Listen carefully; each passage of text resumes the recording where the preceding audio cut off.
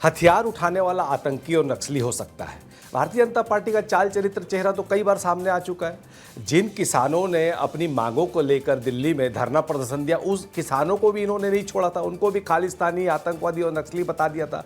तो इनका तो ये विचार शुरू से है और समय समय पर सामने आते रहता है। पहली बार ऐसा हुआ कि लाल किले में इतने बड़े पद के व्यक्ति की भी सच्चाई, दिल की सच्चाई सामने आ गई और उन्होंने युवाओं का अपमान किया।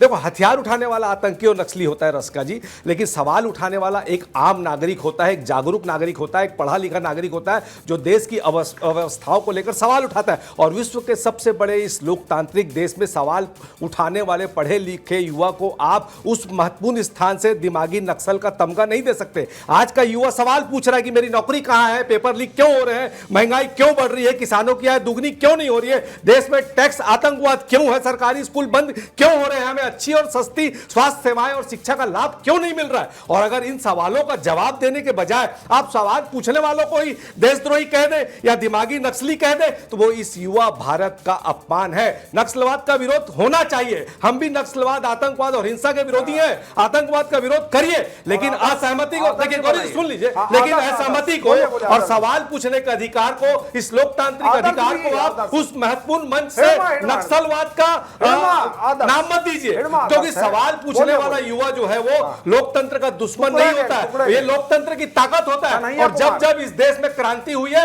युवाओं की भूमिका महत्वपूर्ण रही है। और प्रधानमंत्री ने इस देश के युवाओं का जो अपमान किया, निश्चित तौर पर आने वाले समय में देखिएगा इस देश के 7% युवा सामने आ चुके हैं। और अभी तो शुरुआत हुई है, शिक्षा मंत्री का इस्तीफा हुआ है, आने वाले समय में नितिन गडकरी का भी इस्तीफा होगा, अमित शाह का भी इस्तीफा होगा। और युवाओं का अपमान करने के लिए अगर प्रधानमंत्री माफी नहीं मांगे थे, तो इस प्रधानमंत्री को भी पद से हटा दिया जाएगा, उनको इस्तीफा देना पड़ेगा, या आने वाले लोकसभा चुनाव में उनको हटा के इस सरकार, देश विरोधी सरकार को हटा दिया जाएगा। चलिए ठीक है, वो तो जनता तय करेगी कि किसको सरकार में बैठाना है, किसको हटाना है। राम अवतार तिवारी जी, आप कुछ कहना चाह रहे हैं? देखिए, कल के प्रधानमंत्री के बयान पर चर्चा हो रही, कल ही दो और लोग जो महत्वपूर्ण लोग हैं, एक आरएसएस प्रमुख है, उन्होंने क्या कहा, उन्होंने कहा कि जो लोकतंत्र में सबको बोलने की आज़ादी है, सब बोल सकते हैं और सबको अधिकार है और संविधान में दिए गए हैं, और विरोधियों से चर्चा करनी चाहिए, कल यूँ कहा। दूसरा जो रामदेव बाबा ने कहा, रामदेव बाबा ने कहा कि देश में परीक्षा में भयंकर घोटाले हो रहे हैं, आंदोलन करना पड़ेगा। एक तरह से वो दो लोगों ने भी कहा, क्या तो वो लोगों को, जो कोई भी है, उनको अपने अभिव्यक्ति की आज़ादी है, और दो इसका मतलब राष्ट्र से प्रेम नहीं प्रेम करता है, देश से प्रेम करता है, व्यवस्था से दुखी है, तो शासन से ही सवाल होंगे, शासन से ही सवाल होंगे। शासन में कौन है जो उनसे सवाल होंगे, तो सवाल जवाब होते हैं। उन सवाल जवाब को पूरा नक्सली नहीं कह सकते आप किसी को। सवाल जवाब कोई उग्र है, कोई उस सोच का है जो समावेशी सोच का है, तो उस तरह की सोच को, एक पूरी पार्टी को, एक व्यवस्था को आप नक्सली नहीं कह सकते। एक, और उन्हें शायद उसको नक्सली कहा भी नहीं होगा, उसका अलग अलग अपने तरीके से अर्थ निकाल रहे हैं। तो अर्थ में कौन आ रहा है, क्योंकि कौन नहीं आ रहा है, ये एक बहस का विषय हो सकता है। क्यों ले रहा है? ठीक है, चलिए अब समय बहुत कम बचा है, मैं क्लोजिंग स्टेटमेंट की तरफ जाऊंगी। गौरीशंकर शिवाजी, जल्दी से अपना क्लोजिंग स्टेटमेंट। प्रधानमंत्री जी ने विपक्ष के नेताओं को नक्सली नहीं कहा है, स्पष्ट है ये, इसको संसदीय मंत्री जी ने स्पष्ट कर दिया है। नक्सल सोच वाले उन लोगों को कहा है जो अलगाववादी की नीति रखते हैं, चाहे पूर्वोत्तर की बात हो, चाहे कश्मीर की बात हो, चाहे बस्तर की बात हो, इनके साथ जो खड़ा होगा निश्चित तौर पे वो दिमागी नक्सली है।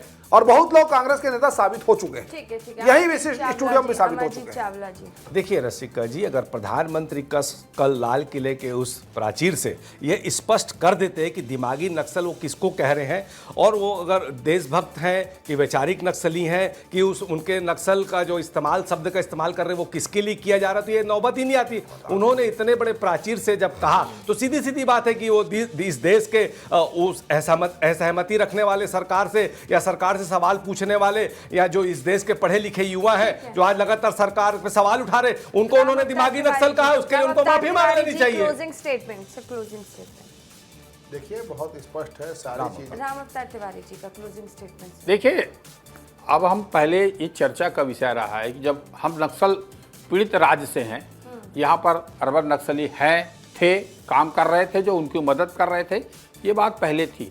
अब एक नया शब्द जो उपजा है, दिमागी नक्सली। अब इसमें कौन है, तो ये कौन है, अब किसको कहने जा रहे हैं और क्यों किसी को कहा गया है, ये अलग अलग तरीके से, मैंने कहा ना, दो भागों में विभाजित होगा।